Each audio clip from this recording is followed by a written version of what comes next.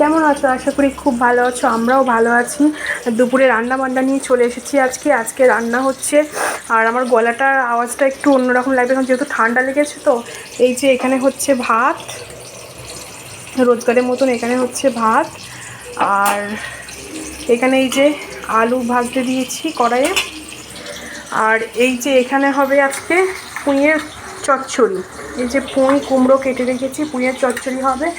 আর কি করবো ভাবছিলাম, ফ্রিজটা খুলে দেখি ডিপের মধ্যে এই এতটুকু মাংস আছে, মাটন আছে। ভাবলাম তাহলে মাটনটা পাতলা করে একটু ঝোল করে দিই, যেটুকু মাটন আছে হয়ে যাবে। আলু দিয়ে মাটনের পাতলা করে ঝোল করছি, আর ভাত আর পুঁইয়ের চচ্চড়ি এই আপাতত আজকে রান্না করছি।